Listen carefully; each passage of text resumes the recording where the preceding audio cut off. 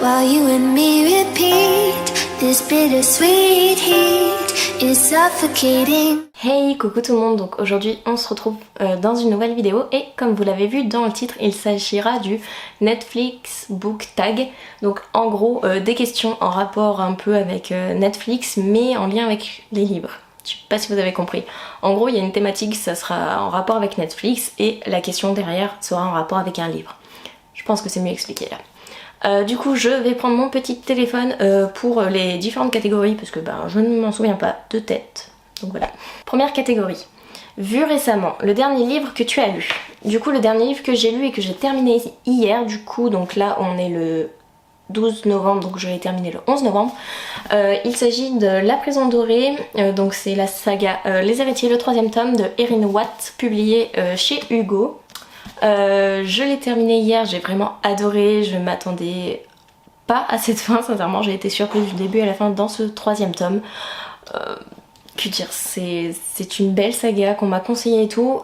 Par contre j'ai remarqué du coup, en commençant le 4e dans la foulée du coup, que ça faisait un peu comme la sélection. En gros il y a 3 tomes de base et un autre personnage dans les 2 autres. Et du coup je sais pas trop si je vais aimer ou pas, parce que si ça fait comme la sélection, que c'est du revisité mais non, enfin du revisité, que ça reprend les mêmes lignes directrices, je sais plus, et que c'est juste le personnage qui change, je pense que je vais avoir du mal, donc on va voir. Après je l'ai en audio, donc on va lire l'audio, enfin on va écouter l'audio et on verra bien. La deuxième catégorie, favori, une recommandation que l'on t'a faite suite à un livre que tu as déjà lu.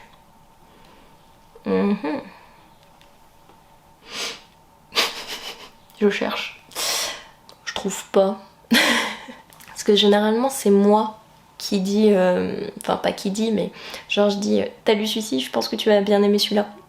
Et moi dans le sens inverse je sais pas. Ah si. Du coup c'est Mélanie, je lisais The Promised Neverland et elle m'a dit que j'allais sûrement apprécier du coup L'Atelier des Sorciers, qui est écrit par Kamome Shirahama et publié chez Pika Édition. Et j'avoue que j'aime beaucoup L'Atelier des Sorciers. J'attends que le tome 7 sorte, ça fait longtemps que j'attends cette sortie, donc voilà, à voir. Ensuite, autre catégorie, ajoutée récemment, le dernier livre que tu as acheté. Je sais plus ce que j'ai acheté dernièrement, ça craint. Mince. J'en achète tellement aussi. Ah si, c'est encore une fois un manga. Je suis pas sûre que ça soit le dernier par contre. Dans le sens où j'en ai acheté 3 en même temps. Mais bon. Du coup, je me suis procuré le coffret du 16e tome de The Promised Neverland, qui est le final. Il est écrit par K.I.U. Shirei et c'est publié du coup chez Kazé. Et je pousse pour le lire parce que je veux pas la fin. Enfin, je veux la fin, mais je veux pas quitter les personnages et tout. Voilà. Bon, en tout cas voilà, mon dernier achat, ma dernière acquisition livresque. Ensuite, autre catégorie, populaire sur Netflix, les livres super populaires que tout le monde connaît, 2 livres que tu as déjà lus, 2 livres que tu n'as pas encore lus ou qui ne te tentent pas. Du coup 2 livres populaires et que j'ai lus, je dirais Phobos, donc de Victor Dixon. Vraiment il est super connu, j'ai adoré, c'est un de mes coups de cœur, c'est The Saga, c'est The auteur, j'adore. J'ai relu 2 fois, voire 3 même, le 1er tome et j'adore, je ne m'en lasserai jamais. J'essaye d'avoir un maximum d'éditions d'ailleurs, j'ai le 1er tome en français, en hardback et en anglais, même si je suis une bille en anglais, mais voilà, je suis fan de Victor Dixon avec Phobos. Et 2e livre dont on parle beaucoup et que j'ai lu, je dirais Le Labyrinthe de James Dashner, donc ici publié chez Pocket Jeunesse.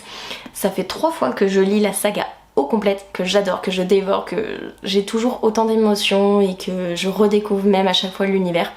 Et du coup, voilà, c'est une pépite. Et pour les 2 livres dont on parle beaucoup mais que je n'ai pas encore lu et que je souhaite lire, je dirais Gardien des Cités Perdues, donc du coup de Shannon Messenger, ici en version Pocket Jeunesse poche.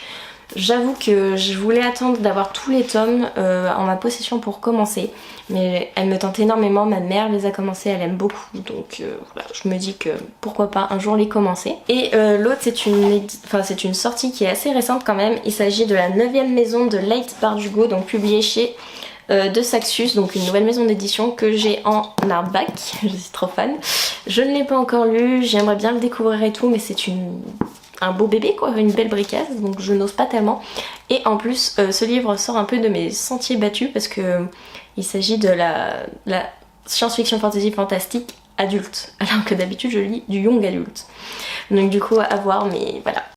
Ensuite, autre catégorie du coup, comédie, un livre drôle. Pour du coup cette catégorie je dirais Aime-moi je te fuis de Morgane Moncombe, donc publié chez Hugo Roman, parce que le personnage principal est vraiment drôle en fait, il a un tempérament drôle, un caractère qui fait qu'il aime rigoler, il est positif dans la vie, donc du coup voilà. C'est Zoé du coup le personnage et j'ai beaucoup aimé, j'ai beaucoup rigolé durant cette lecture. Du coup, autre catégorie, drame, un personnage qui est une drama queen. Alors là en vrai déjà, je vois pas quel livre mettre. Et en plus, je suis pas du genre à lire des livres où il y a une fille qui fait des dramas, donc enfin une fille ou un garçon qui fait un drame. Donc voilà. Animation, un livre avec des dessins sur la couverture. Je sais. Du coup, pour cette catégorie, je vous présente du coup Elisa et ses monstres. Donc c'est écrit par Francesca Zappia et publié chez La Collection R. Donc comme on peut le voir sur la couverture, il y a des dessins qui sont trop beaux. Et ce livre est magnifique, j'ai vraiment adoré, je l'ai dévoré, ça a été une excellente lecture et tout. Et il y a même normalement des dessins à l'intérieur, voilà. Hop, comme celui-ci. Voilà. Donc du coup, voilà pour cette catégorie. Et en tout cas, je vous conseille ce roman qui est vraiment trop bien. Regardez à nouveau, un livre ou une saga que tu veux relire. Donc que je veux relire, pas que j'ai relu. C'est ça qui va être un peu plus compliqué. C'est compliqué hein, parce qu'en fait toutes les sagas que je voulais relire je les ai relues déjà, donc à défaut du coup je vais dire La Faucheuse de Neil Chesterman de la collection R, non pas parce que je veux la relire forcément mais parce que je veux la relire pour me souvenir de tous les détails avant de lire le tome 3. Oui, je n'ai toujours pas lu le tome 3 depuis qu'il est sorti, honte à moi. Ensuite, documentaire, un livre non fictionnel que tu recommanderais à tout le monde. Alors je ne peux pas vous présenter de livre parce que comme vous le savez j'ai vraiment du mal avec les contemporains ou tout ce qui est un peu réaliste. Du coup j'en lis pas. Ouais non, parce que même ceux auxquels je pense au final c'est un peu inventé, c'est un peu imaginaire parce qu'au final l'histoire d'amour n'est pas forcément là. Ah bah si, une histoire vraie.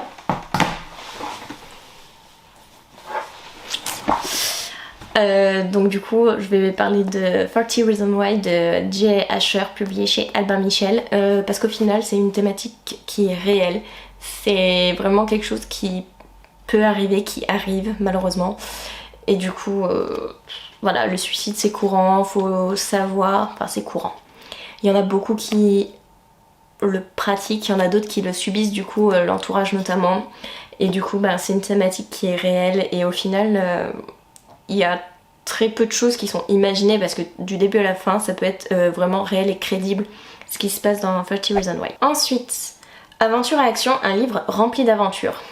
Ça va pas être un livre mais un manga, donc c'est The Promised Neverland, voilà, qui est publié chez Kazé et qui est écrit par Kaiyu Shirei, donc du coup rempli d'aventures parce que déjà il y a ces tomes, c'est des enfants qui se battent pour survivre, pour vivre tout simplement même, qui se battent pour des causes justes, pour leur liberté, que ça soit leur liberté individuelle, collective, d'expression, de tout ce que vous voulez.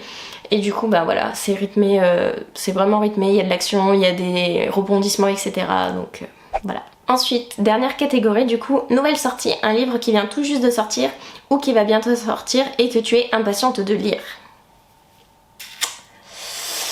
Il y en a beaucoup quand même dans ma palle. Bon, on va parler de lui.